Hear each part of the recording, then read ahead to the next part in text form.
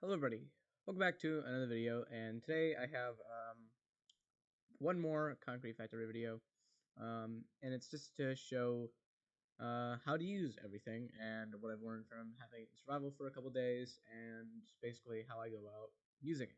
So yeah, let's get right into it. So this is the concrete duper we use. We have all the colors here that we can select from, and the three sand types, or two sand types and a gravel. Obviously all those colors. Down here we have the end portal with the 12 concrete powder around it, and we have the walls or like aisles where we can pick from colors. And I'm going to try and explain how this works for some of my new viewers, because I know I get some new viewers every video. So how this works is basically when you select a color, it's going to send that signal down, I believe in binary or something. I'm not too sure how it works, but I know that it does work. So it's going to send that down, and it's going to do some fancy butted stuff down there. And then it's going to select that color, and it's going to extend these two pistons by pushing up that compactor, turning off that comparator, turning on the torch, making all those blocks extend, fall down here. Then the binary will activate the piston behind it 3 times. So it's going to go one out, back, back, back, back, back, back. And then we activate, or what that does is basically it takes them from just being 3 in a line from 1, 2, 3 to 1, 2, 3. Then we activate a blockchain with this thing right here. It's pretty simple. You just activate this node block, and it sends a signal through all this, and just pushes the blocks all towards right here. And then we have the duper part right here. This is the simple duper. There is a clock here. Just activate it when you push that. And yeah, so I can kind of show us working. Actually, one more thing. When you want to change the colors, we have to get these colors back into the slots. So how we do that is we short pulse these pistons upwards, and that fires, or we pull them back and then push them up, and that basically pushes them up through the scaffolding. And then right here, this observer will detect that, fire some mechanisms here, and start this piston chain right here, which is again very similar. And then that will push it down. These pistons will retract, and then the next pistons for the color will extend, and so on and so forth. Okay, so let me show this working now. Let's say we want lime concrete. We can press that button. It's going to program it in the machine, but nothing's actually going to happen down here. But in the moment we press that button, it's going to let that signal come through. See the blocks get shot up. Those go across. Those blocks get shot out with the piston, and then we get that going. Those blocks go back in, and all the concrete powder goes right there. Now, what I do to load this area is we have this simple thing here. I do a player con, so I just slash player, some caps, con spawn. If you have carpet on your server, this may work, also may not. Not too sure. He's in this little box, so phantoms can attack him. I mean, zombies or whatever from the portals can't push him around. But the second you use slash player con use, he'll tap that note block, and that will send a signal down here and start the duping. So we can actually go into the end now. And yes, this is the concrete factory I showed just a couple days ago, about 2 or 3. And yeah, we already built it up in survival. This had almost no time to sit around in creative. I built it one day. The next day I got bored and decided to start tearing down our old one and building this one up because it's significantly better. So I do want to explain some of the switches in here, because the switches can get a little bit annoying. Oh, am I stuck? It appears I may be stuck. Okay. Not the way I wanted to start off. So here we have an entrance or an exit, whatever. And then here we have a hallway. Leads over here to a book that just has some text in it telling you how to use everything. But yeah, I want to try to explain it right here, right now, so it's easier.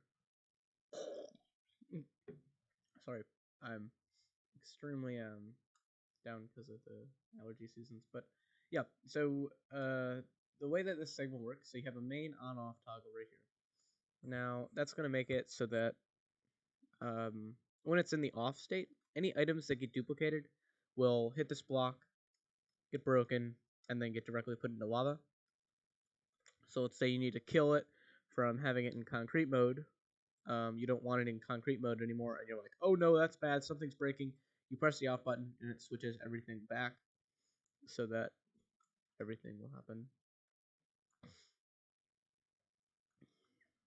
like it should. Um, when it's in on mode, all these switches can be toggled. Also, when you duplicate, when it's in concrete mode, that is, the concrete that gets blown up in this blast chamber here, I'll explain this in a little bit, but the concrete that gets blown up here, it will go up here, and then it may or may not. There's a pretty good chance of it going into the correct hopper, but if the hopper has cooldown, it will not pick up the items, and that will force it all the way through here. And then we have this option here, which will either send the concrete that didn't get picked up into the storage here, which is right here, just an item form. It's just very basic. But if you just wanted them to get trashed because there's not really any reason to have them, you just press that switch, pushes that down, pushes them into lava. Also, if you turn it off,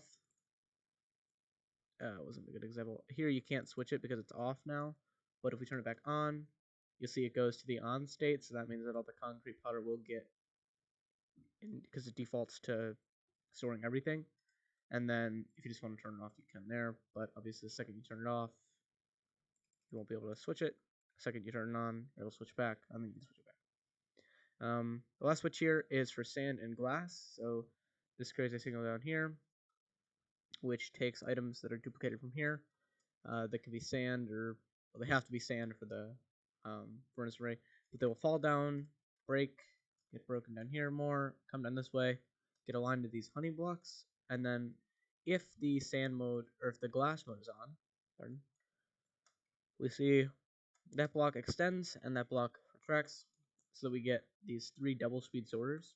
So these sort out only glass, so it won't matter if you put in concrete powder by accident. If you're duping concrete powder in sand or glass mode, nothing will happen.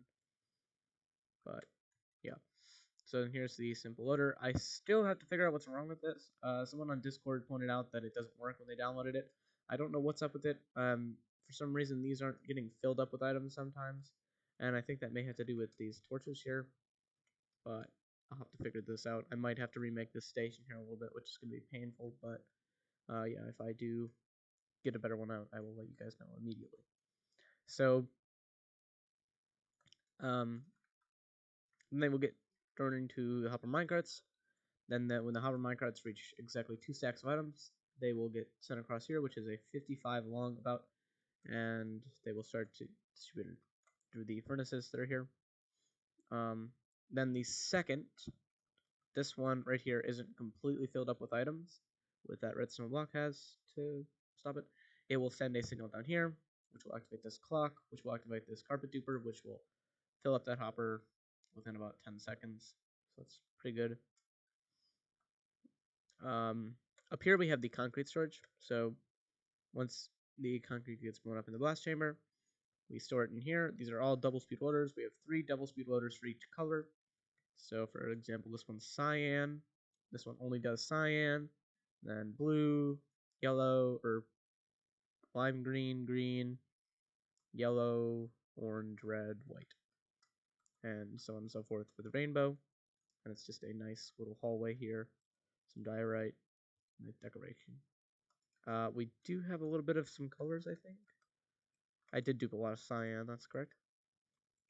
So we actually have about 100,000 cyan now, it just says. A little bit of white blue, no purple, a little bit of magenta. I don't remember. Didn't dupe that much white, or really any other color. Oh, it's gray, we have a little bit.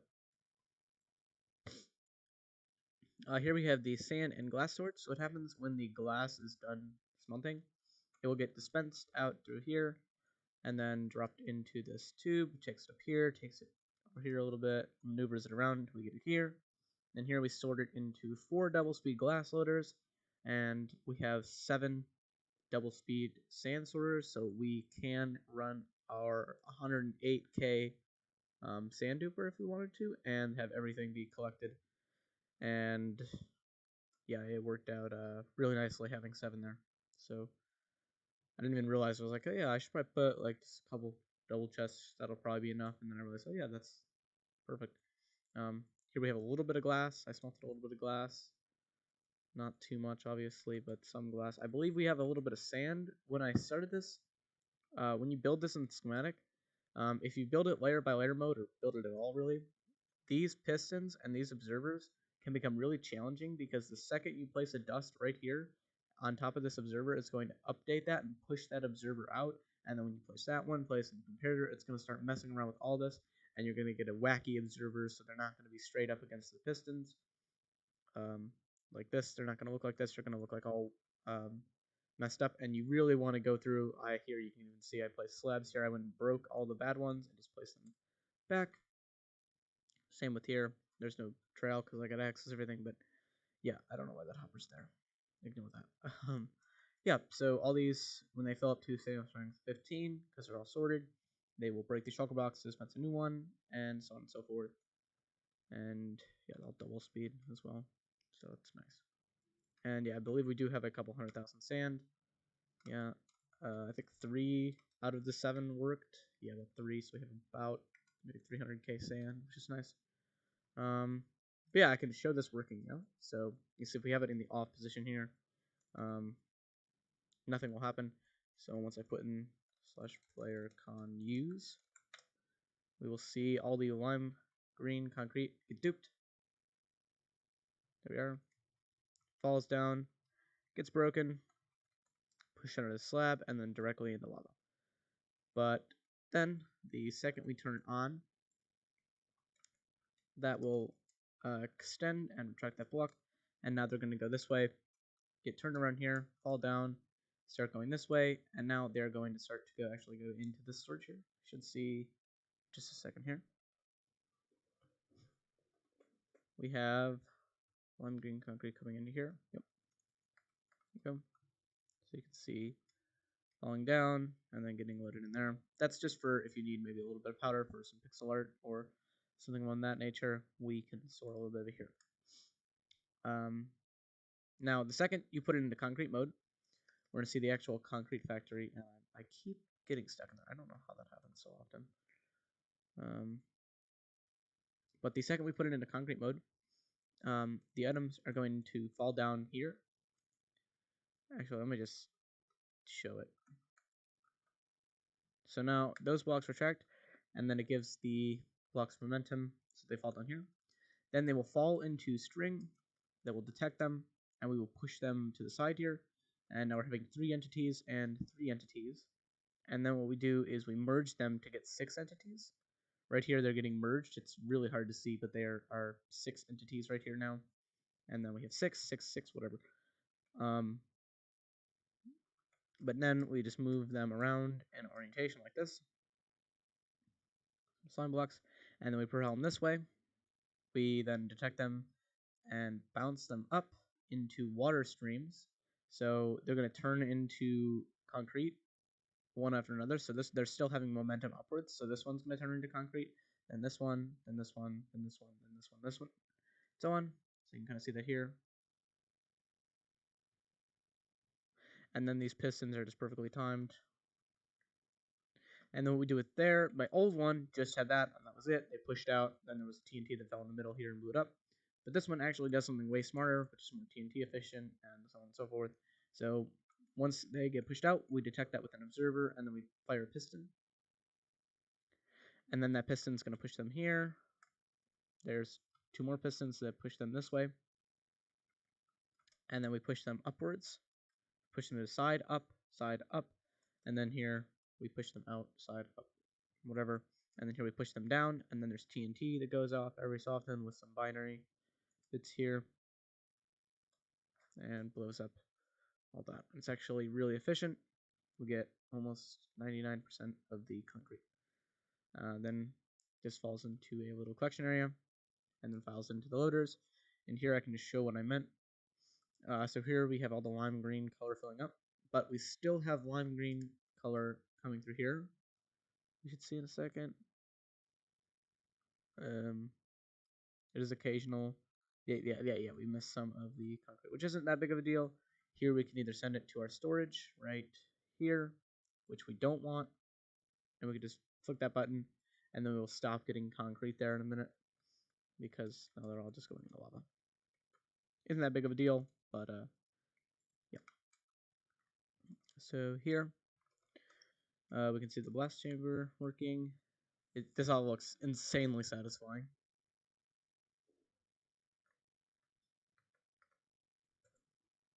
And yeah, there is concrete here. I couldn't figure out how to get rid of this, and I've been too weak to put obsidian there because I'm worried that might break it. But that's already 12, so wouldn't.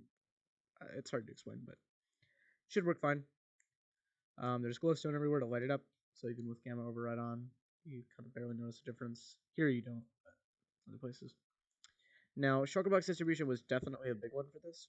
So here I just manually loaded them because we're going to have so much sand coming into the system that we're not going to want to have like distributed shulker boxes. We just put in 9 stacks in each one of these droppers, and that was very sufficient.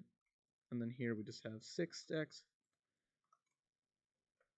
But then here I just put in maybe 5 double chests of shulker boxes, stack shulker boxes, and they all come into here. And the second that they fill up just 2 stacks, they will launch the minecarts, and then they will distribute them among all the shulker box loaders. And the cool thing about this is that we actually have trapdoors here, so you can access them manually, or you can just let the whole thing automatically distribute them evenly. So if you need to put more in one color because you want to get a lot of that, that works too. But yeah, we have about 4 stacks, 3.5 stacks of shulker boxes in each one of these, which I think is really good. But yeah. And it all looks insanely cool, very industrial. And I love the decoration. And we have our first problem because it got unloaded. Oh shit. Oh shit.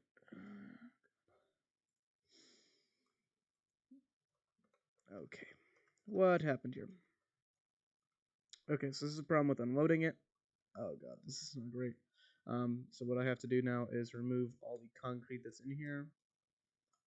So just for that layer it looks like, and then just start it up again and it should work fine.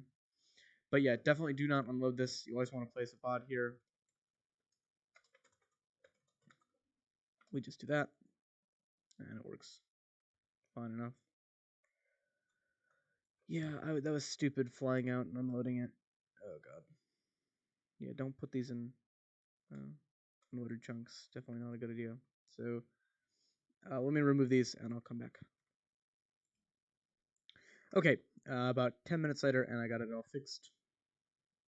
There's a problem. I think why it broke was we unloaded here and we unloaded this chunk right here, and that stopped this from activating, which kind of stopped this side from working. This side was loaded, but this side wasn't. So all this circuitry was working and it was sending items through here, but this side wasn't working, and that basically meant that all the items got clumped up right here, and that meant that they didn't activate this string, which didn't activate these pistons here, which meant that the items just got stuck here and then started building up here. But I fixed it and it looks fine. So yeah, if there's anything else you guys want to know about this thing, feel free to leave it in the description.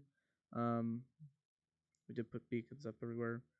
But yeah, if you have any questions, just leave them in the comments or join the NSMP Discord, and I will help you guys out. So yeah, thanks for watching. This has been a project for a little while now, a couple months actually, and I'm glad that it's finally done. So yeah, thanks for watching. Bye.